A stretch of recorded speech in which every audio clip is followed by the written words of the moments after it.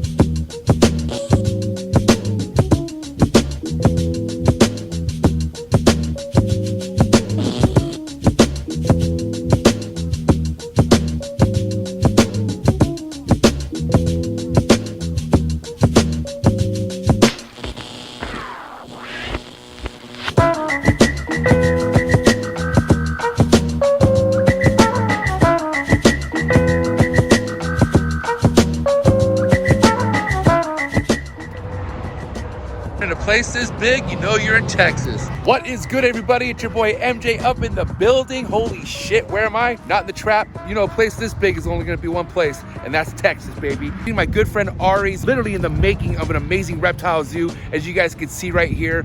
I'm gonna show you guys a serious behind the scenes, first time ever look at my boy's zoo, Reptilandia Reptile Lagoon Zoo here in Johnson City, Texas. So guys, be ready for this. It's gonna be super overwhelming, but in a good way. There's so much to see, so much to come. And if you live in Texas, you're gonna be happy about this 110%. Let's tap in, let's check out my boy Ari, and let's see what this is all about. Gee. Left the whole time. Yeah. Cool. So here we are, Reptilandia Reptile Lagoon. Is this your big reveal? Oh, this is it right here. Rabbits? These are het for normal. Oh my God. Nice project. Yeah, that's right. Those are for the anacondas. So Ari, how big is this property? I mean, Located on 12 acres in the hill country. The first phase of the construction here for the Reptilandia is a two-part building. Our first entrance building, our two-story tropical building, and then our temperate building that are part of, so it's actually 3 buildings, I guess, yeah. And then we're gonna expand all this out, and we'll do a symposium hall, an outdoor croc encounter, I guess. And with a lot of big land tortoises, Galapagos, Aldabras, and stuff like that too. So that'll be once we've been up for a while, when we're gonna kind of expand on everything. And so how long have you actually been on property building what we're about to see today? So Rio and I have been here for 2 years now. And this is the construction that we've had so far. So we're looking, hopefully, the next 3 months to open the doors. Awesome. To the Pouglet. We're about to go through the grand entrance right here, right? So this will be the entrance. Go right up in there. All right, perfect. Hey. Chancho. So come on in. Yeah, wow.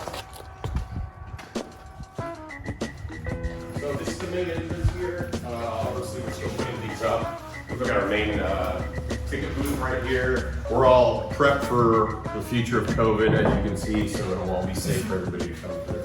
This main entrance in here is the gift shop. So we run in this spot. Public restrooms are in here. We have 3 back holding areas. First one right in there we'll go to in a second. It's got mostly all of our venomous stuff, and then smaller things that we can manage easier in there. This is our nursery / incubation viewing area. So we're gonna be mixing up a lot of stuff that we pull on exhibit that we have, because we have a lot of things being born on exhibit. So we're going to just be adding things routinely in here for people to kind of enjoy and see. And then we're going to have a liaison also in this area too, explaining things to people when they come in, you know, what's going on in here, what's going on over there. This is the start of the Ethnographics Museum.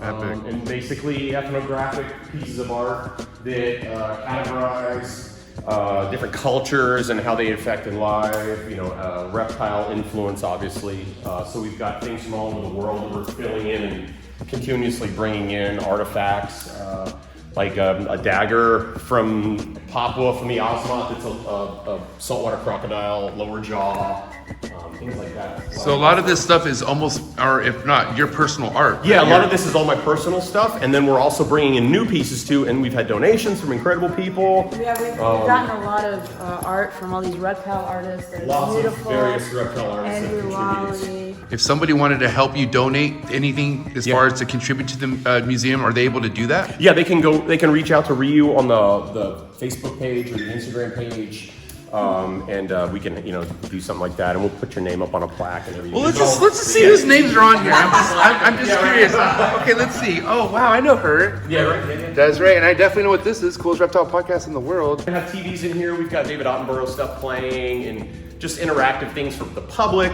kids. Anybody that wants to come here, they don't have to necessarily be around reptiles if that's a thing that really freaks them out, but they can come in here and they can also learn about it as well. Right. And they can get some cool swag and merch if they want in our gift shop. It's going to be a really fun place. We want this to be a destination for people to come to and have a great time. It's not just about the animals, but the cultures around them and like where they come from that makes them those animals too. So it's all super important. All of it. As we leave the museum, we'll just go and we'll do a walk like we're going through the zoo. So these double doors right here will take you outside. We're going that way? We'll go down, yeah. Weather elements, and then everything out here will be all landscaped, and we're going to be locally hooked up with a lot of the food trucks in the area. So we're going to have those people coming out and just going to like do their thing. Entrance right here to the tropical building. This is the Scarface tank. So right in here, this is going to be for the carotid kellies, the fly rivers, right in here.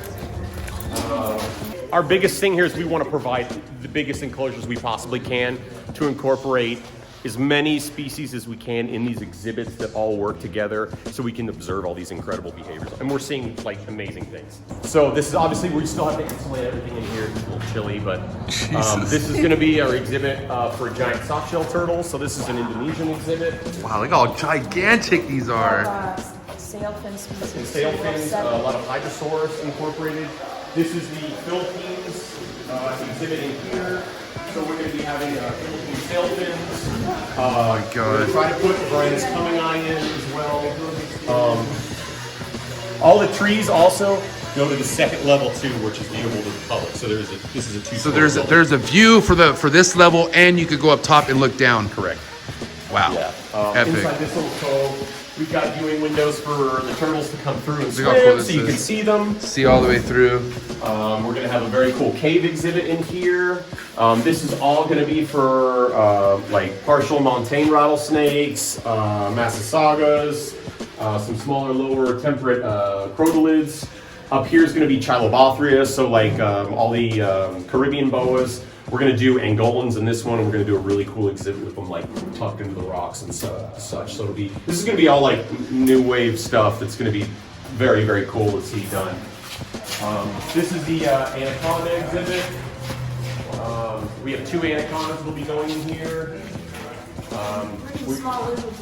And some small lizards like Plica plica, Plica umbra, which are small mop-head lizards from Central and South America. We cover everything up, just obviously because it's so dusty, but you can see like what the trees look like when they're finished. They're gonna be pretty sweet. Wow. Yeah. So, and then this is all viewing underwater, so you'll be able to see them all underwater and all that stuff. This will be for Amazon basins. Wow, you're gonna have basins right here? Oh yeah, we got a big group of basins. Oh my god. South American exhibit. Oh my god, look at these trees, bro. So sick. Platforms. This is Australia. We're going to hopefully do some Kimberley rock monitors up here. And then the other cool thing about all of our buildings is they all have natural skylights and natural sun access. So we have the UV transmittable plastic that we were able to obtain. So everything in here will obviously be climate controlled with external heating, but also with natural lighting and everything, so which will help with the photo periods and all that. Fucking tubular. Tubular, yeah. This is ¿Dónde, compa? this is Davey and his wife, who are incredible. Artists or what? Oh, these are our incredible helpers here. All right. Yeah. This is the Maestra. Mastro. Yeah. So this will be for the Osteolaemus, we're hoping, and Congo shop shells. So this will all be glass, so you'll be able to view from both sides on here, and then basking platforms on We'll the probably other do sides. like public feedings and stuff feedings, too, so so- people get to watch the crocs eat. So this is actually cool. So you see the process of what we do to get to these finalized pieces. So the guys come in and we sit down and we weld up an armature, basically a real rough armature of the piece that we're going to do, whether it's a rock or a tree or a log. And then we come in and we wrap it with wire. And then I have this fantastic group here that's been helping me, and we coat these with several coats of concrete. And then we come through and then we carve it all, texture it, paint it, and then wrap it, and we wait for the animals to go in. Do Crocodilurus in this one, the croc tegus. We're gonna mix it in with a couple other, like some turtles in there. We're gonna do another Caribbean boa in this one. And then we haven't decided what we're gonna do in these two units right here. This is like a little coat. This small spot in here is going to be for all our boreal vipers, tropical stuff, Wow. Neotropical things, as well as some African stuff. And then this is going to be a really, really large enclosure. We've talked about doing a huge temple viper exhibit up here, which would be very cool. So we're still kind of coming up with ideas on that one. I have 3 species of tree monitor with us. This is one of the tree monitor exhibits. So this will be for the yellow trees, and it's 2 stories. With nest boxes up at the top, so That is neat. it's gonna be Poor Steven. do a big long chondro cage. Wow. So this will be really cool. So we're gonna probably put several animals in this one, which would be nice. And then some Solomon species that we have, Ugongolus lizards. We'll do Candoya, probably some smaller species down in here. We just finished this one up the other day. This is going to be a giant Caribbean exhibit for Cyclura. Wow. It's 2 stories with giant pool in here. We're going to have Caribbean sliders in it and small little lizards as well. So I still have to paint and stain this one because also we've got the trees we're adding in. This one right here, we're going to do Australian olive pythons. We're going to put Apodora in it. Decided to go to a different avenue. Why's that? Just kidding. I would hate for people to come in and see 2 snakes getting eaten. So we're going to... Or one eaten. Yeah, or one eaten for that matter. So we're going to do Australian olives. I think would be better. It's going to be our 2-story lace monitor enclosure. Lace monitors, you don't say. Oh, wow. Yeah, so we did some real cool stuff. We've got some incredible welders that have been helping us out, and we were doing like lightning strikes on top of these logs. So we want this to be really slick.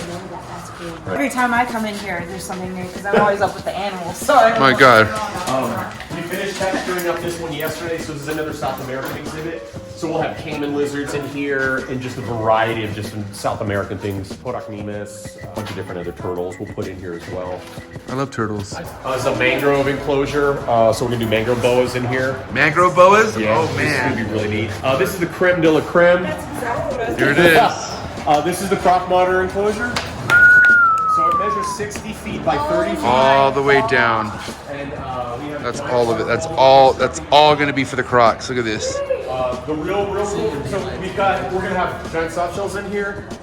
The croc monitors. We're gonna have Draco lizards, and we possibly located a freshie to put in here as well.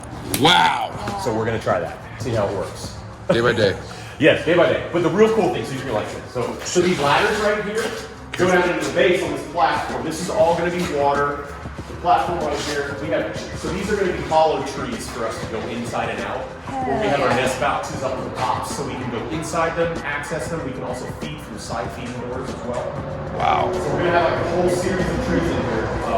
It's gonna be an incredible exhibit. Light panels, I think we have 5 light panels up in the top, and then supplemental heating will also be in here as well. Yeah. My This gosh. is a big boy. I'm saving this one for last to do. It's another gentleman did these for Quetzal Prior that we brought in, and these are going to be for the Mertens that we have, our Australian species. I'd like to get some ruddy side neck turtles. We're going to do I'd like to do Carinata in here. Put some of the rough scale pythons or turtles in here. These came out really nice. It's a different material. It's like a fiberglass resin that they use, which is really cool. It's gonna be an Indonesian enclosure as well, so we're gonna probably do this Dorianus maybe in here, so the blue tail monitors. Wow. And then some tortoise species in here as well, and some small lizards, but we're trying to figure it out. We might do a different species of tree monitor because the Dorianus will probably eat everything that's in here. So 2 Bushmaster enclosures. Dude, that's gonna be sick. It's hard to see with the lights. There you go. So we're gonna have Muda in here, and then we're working towards doing Acroporta. This is the temperate building, and this one is finished. And it doesn't go over 75 degrees currently. So the one on the left, that's our European exhibit. And the thing we were talking about earlier is like all of our enclosures, if we're able to get away with it, we have multi-mixed species in here. And I finally went in. Is that a Cayman music? Now it sounds. Thank you, sir. What a guy.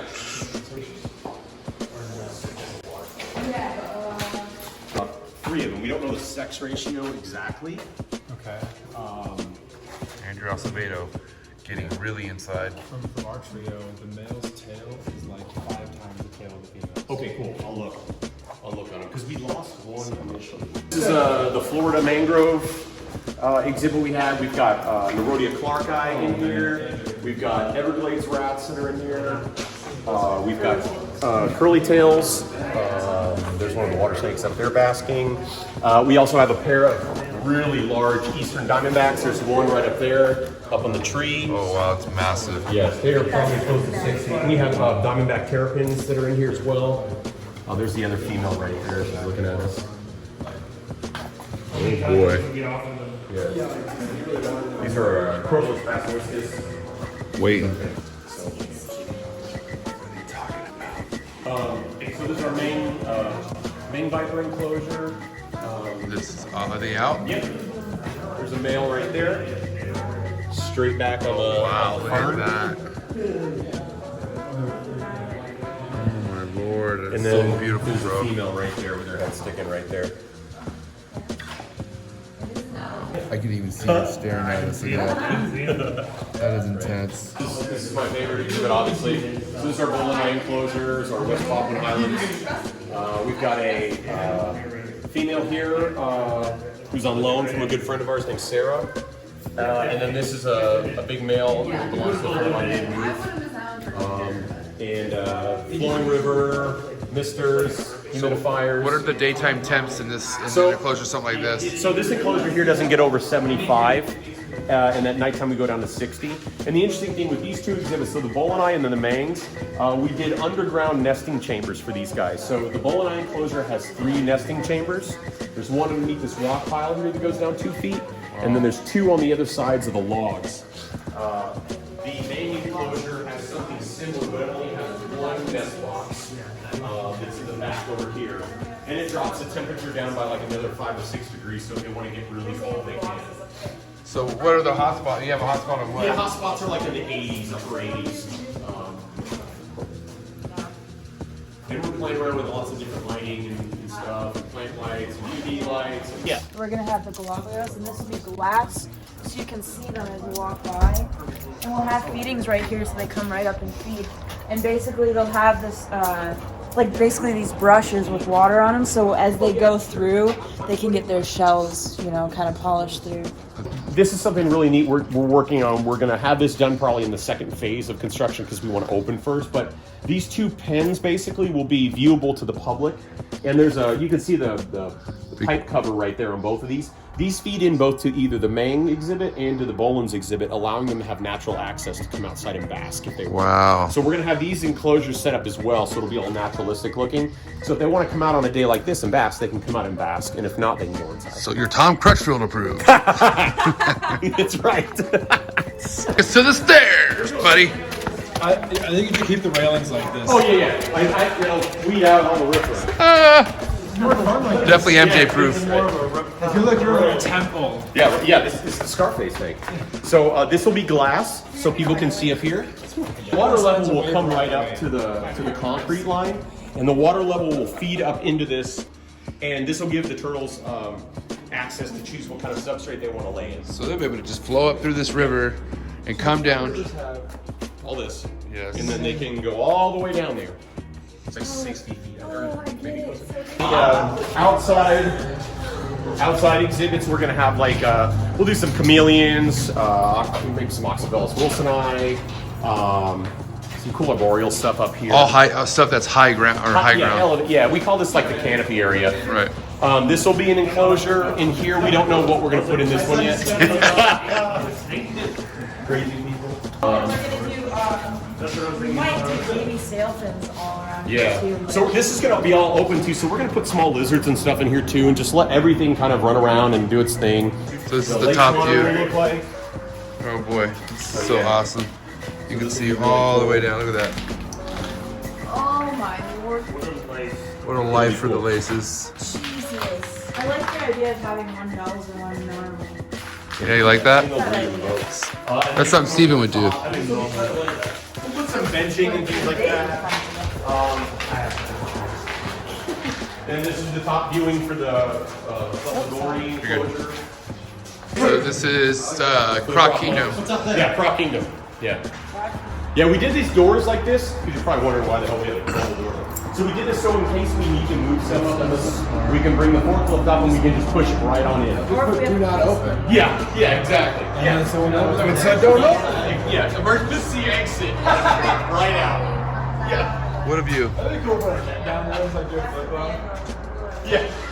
I'm curious, like, what's your guys' plans as far as people who want to come visit? Is it mostly like, you know, book an appointment for a tour, or are you just gonna welcome the public to So come on in? we're going How's to that welcome going? the public. We're going to welcome anybody and anybody that wants to come in. We will set up a thing online to like pre-purchase tickets if you want, or special events. We'll have all that available for people, especially with all the COVID stuff going on. It makes a lot of people feel more comfortable doing it that way, Right. which is fine. So we want people to have, you know, a comfortable experience when they come here. But the doors, once the doors are open, we're going to be open for anybody. You don't have to be a reptile person. You don't have to be anything specific. You just want to come here and have a good time and enjoy everything.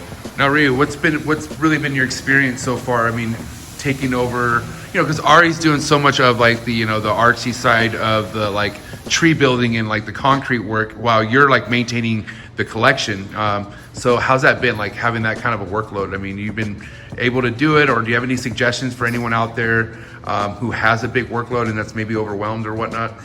Honestly, it is a lot. I take care of our own collections. I take care of all the zoo animals, but really it's about like scheduling and keeping things in a certain row, you know what I mean? So, and it's about how much you love it. You know, if you love what you do and you have a system for doing it, it's honestly not that bad. And you're always learning on this job.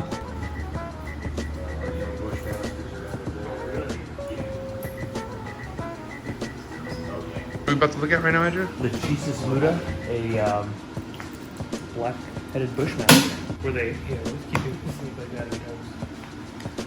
Yeah, so there's one right there. This is one of our females. This one was born from a Trinidad mother, which is this was one of the favorites. So these are beautiful sights. Yeah. Truly incredible. Andrew, what did you say about the name earlier? This is Lechesis Muda. Yep. Even Desiree, what do you two think of this amazing place so far? I had very high expectations, and they were defeated. Yeah. This is incredible. Yeah, my mind's blown. Kind of I mean, like- speechless right now, honestly. Ideas that I feel like no one has probably ever had before on reptile enclosures. And Like this has Very- murdered your very dreams eye-opening and to created what- new dreams. to what's possible, like really eye-opening. Very. This is definitely a zoo dream for sure. This did not start from that structure. Right. Yeah, just Like, land. if they were Just working land. around something, it's still cool. But like, this was just land and an idea, and now it's crazy. It really is. Let it be known, I'm the first guy at this zoo with Louis Vuitton slides.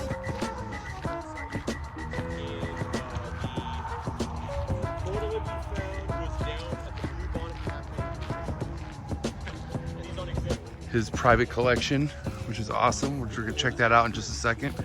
But I really admire just his property and the fact that he lives on the same property that the zoo's at. How can you not like that? Look at all this property. So good job, Ari. I gotta say, this is amazing. This is what Real Zoo Dream's all about. But I mean, I gotta ask you, I mean, how far are you from completion?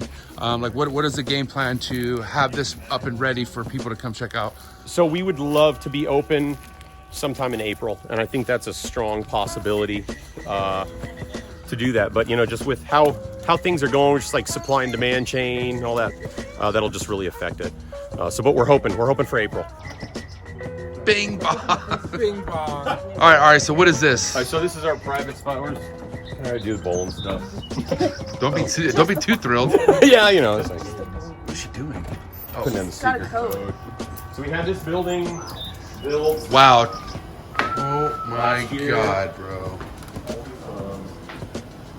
Look at this. Yeah. This is the wall of Boy and I. Built. This is nuts. So this guy here, forgive his, well, actually, he just had a surgery. He had an impaction. So that's why he's all hanging his tail, because he's got surgery and scar on there. Oh wow. Yeah, but You this did- is a you did Frederick, good, buddy. this is a captive bred animal from Frederick in Sweden. And this is the female who's in shed right now too, that's been breeding with him. She looks all deflated now, which is cool, so. Deep in shed. Yeah. Yeah, oh yeah. I'm working on it. want I got you. Yeah, I got you. I got you. Oh my God. So I decided to do all these. I wanted cage, so I've been doing cages like Visions and Neodeshes and all that stuff. But I just want to give them, like, you know, it's like I've been working with them so long. Like, I don't care if they reproduce. I mean, I want them to reproduce, obviously, but I want to give them everything they want so they can do whatever they want. Right. So these cages measure 6 feet by 4 feet by 2 feet deep each. They're open air.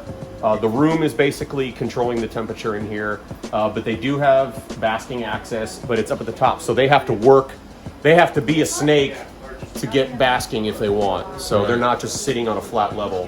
Not to say you can't do stuff like that, but that's just how I am. So like enrichment and stuff? For yeah, so they have all sorts of stuff. I'm constantly adding new kinds of leaf litter. I'm adding in new branching. I want stuff so they're stimulating themselves constantly. I don't want a stagnant environment for them.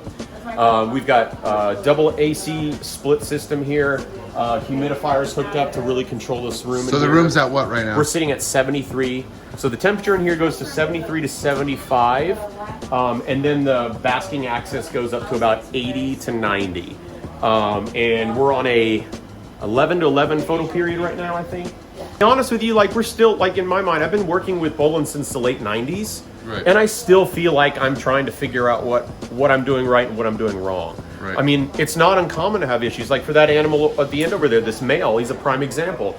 He's a perfectly healthy animal, and then all of a sudden one day I had a tail, his tail swelled up and he had an impaction from something.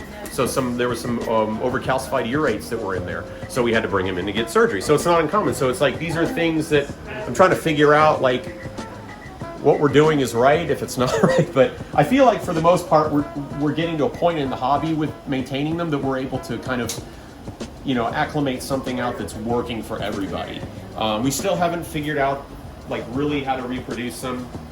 I mean, we're just starting to see a lot of success with the scrub pythons, which is fantastic now too. So with that being said, you know, we're hoping that we can see something with these guys also, because not just scrubs and bolins, but we need people that are passionate about that stuff to be able to invest 120% all the time on it, so we can really kind of start doing captive conservation with these animals.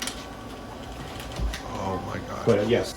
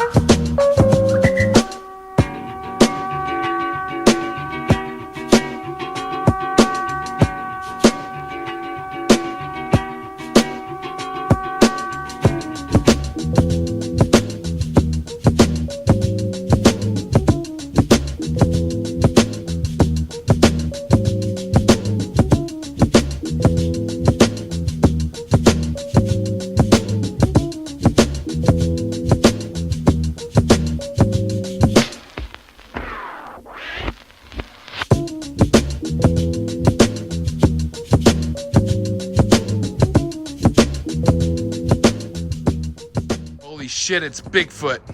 I'm just kidding. Guys, thank you so much for tapping in. Hope you guys enjoyed what's to come here. Something huge, something major. I will definitely be back here for the grand opening. Once this is all ready for people to come check out, best believe we will continue this vlog 110%. But before we tap out, I got something I want to show you guys. As a lot of you guys who follow me, a lot of you guys who me know, I'm a huge fan of the birds. And there's a bird over here that I have to show you guys. She's a sweetheart. Her name's Zena. Let's go tap in with Zena real quick before we check out. Oh, damn, not the Louis. Probably shouldn't be doing this. Let's find out. Typical MJ. Let's see. You see her through the brush? Hi, Zena. How are you? You're so pretty. So this is Zena, the emu. Showing her pen. This is her pen right here. Yeah, let's check her out, man. She reminds me of a dinosaur. So awesome. Ari and Ryu have raised her since a little hatchling. Got some chickens over here. Yeah, I just want to show you Zena real quick. Hi, Zena. We good?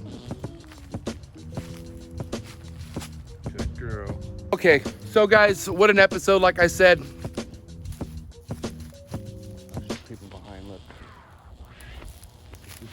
crazy shit going on. I thought she was gonna stalk me right there. Wow. Maybe I should outro this with my back facing that way. Probably smarter. Damn, now she's coming at me. Okay, we're good. Guys, before I get hurt, before anything goes down, do your boy a favor, hit that subscribe button, hit that notification bell. That way you're on top of every single podcast that I drop here on Snake Trap Sessions channel. More importantly, guys, make sure you guys check out the podcast that I'm doing tonight with my boy Ari Flagel. This podcast is going to be touching all about what's going on here, what the whole mission's been with this zoo. We're going to talk about his experience being in the wild with Boelen's pythons, actually doing some real scientific research on these animals, his true passion. So something you definitely don't want to miss, guys. So do me a favor, drop a comment. Let me know what your favorite part of this entire vlog was. I know this was a long vlog, but guys, I want to know what you guys like the most of it. What are you most excited to see out of this beautiful reptile zoo that's here to come out of Johnson City, Texas, man? But yeah, guys, thank you so much for tapping in. I'll catch you guys here next week on another Snake Trap Sessions vlog, and I'm out. Cheers.